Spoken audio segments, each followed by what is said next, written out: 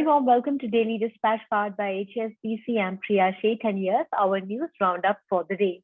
As a part of the FinTech Open Summit hosted by Niti Aayog in collaboration with PhonePe, AWS, as well as EY, Niti Aayog, along with PhonePe and Setu, is organizing the biggest FinTech hackathon where participants will get a chance to win up to 5 lakh rupees in prizes. The last date to submit entries is February 25th at 12 p.m. Stay tuned for more updates. A very warm welcome to Daily Dispatch powered by HSBC. I'm Priya Sheth, and joining me on this very interesting discussion is Mr. Gaurav Kushwaha from BlueStones. So thank you very much for joining us today. I want to begin by talking to you about the kind of growth that you've seen over the last couple of months in this pandemic when people have been shopping online.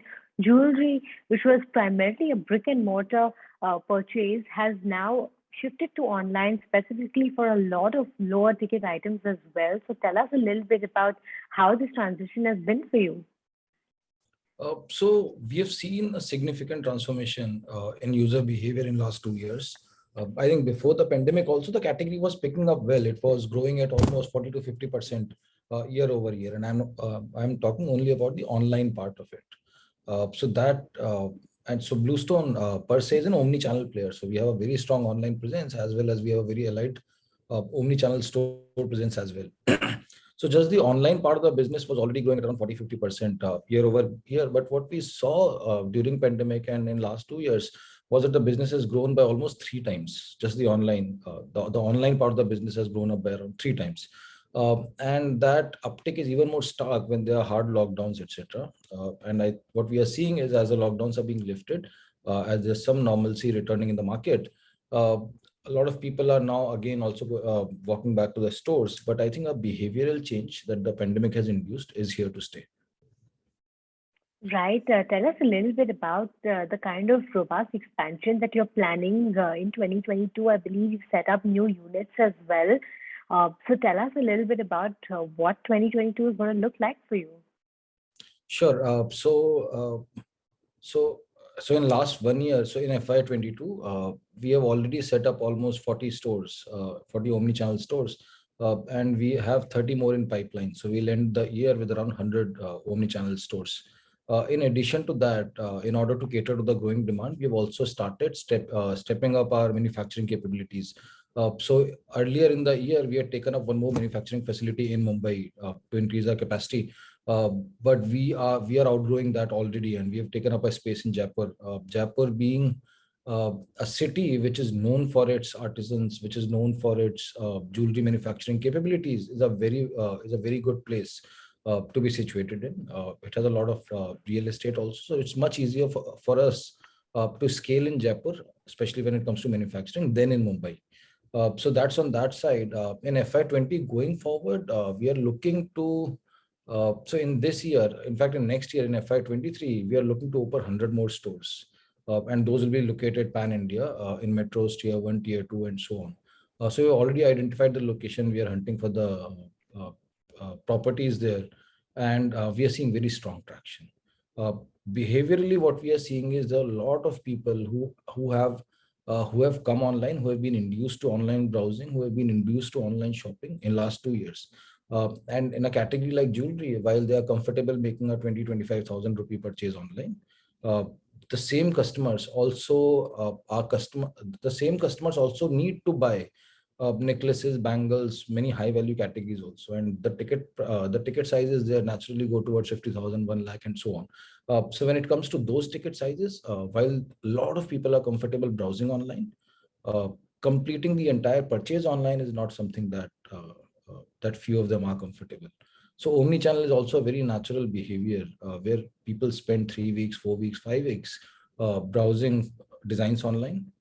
And that is best done online. In an offline store, in a jewelry store, it's very difficult for you to, let's say, go to a jewelry store every day for 3 weeks just to say that I'm browsing. I want to look at 2,000 designs or 4,000 designs before I decide which is the design that I need, that I want to buy. Now that behavior offline does not serve. That behavior only online serves. But then this is a category where people need that comfort of touch and feel. And we have seen that in many high value categories. So in cars also, people do a lot of research online, but their eventual purchase is made online. So behavior very similar to that is something that we are observing in fine jewelry also when it comes to gold and diamond. A lot of people in all cities, in tier ones. In fact, one of our best performing store is in a tier one city, not in a metro. Right. So Interesting insights out yeah, so there. good behavior. On the consumer front, is there something specific that you are seeing as possibly trending or something that you're going to be introducing this year?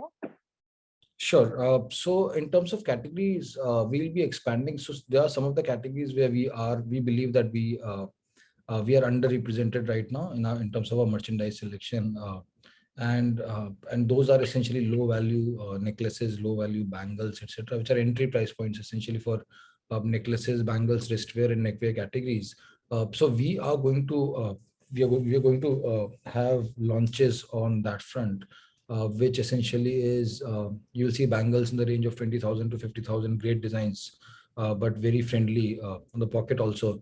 Similarly, necklaces. And in order to enable that, we have actually already identified the techniques that need to go in the design of those products. So that the trick here is to keep the gold weight very low.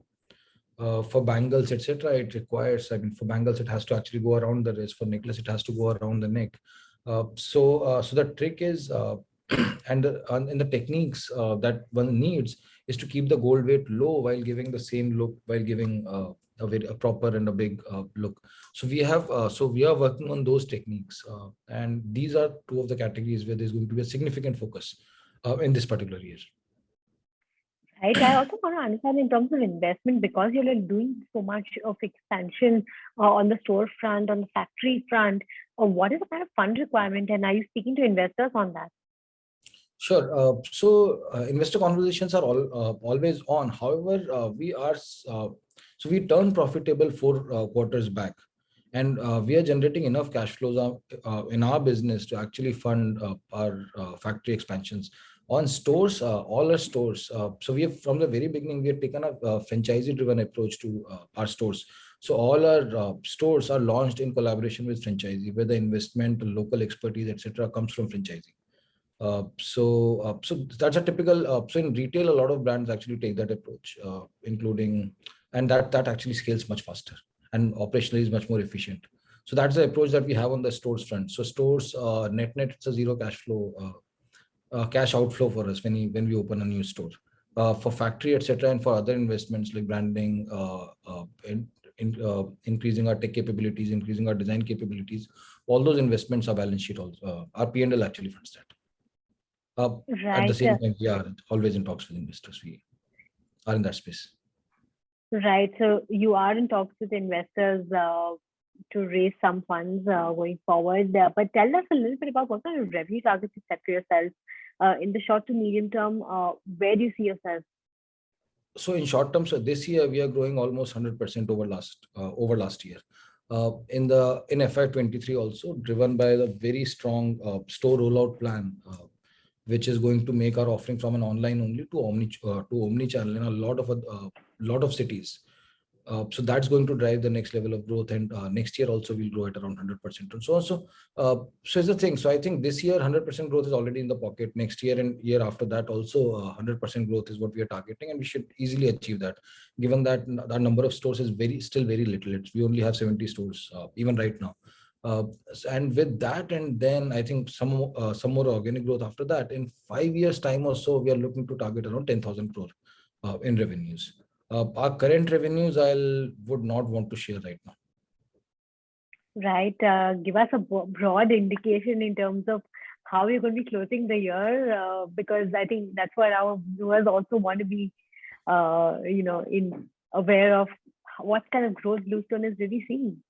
Okay, so we'll be closing the year at around 550 crores in revenues. All right, that's an interesting and that number. with significant profits, with around 20 to with profits in the range of around 20 to 40 crores. Right, that's an interesting number, and we'll keep a track of how your journey pans out, and we wish you all the very best in the journey ahead. Thank you so much for joining us today on the Daily Dispatch. It's been a pleasure speaking with you. Thanks for your time.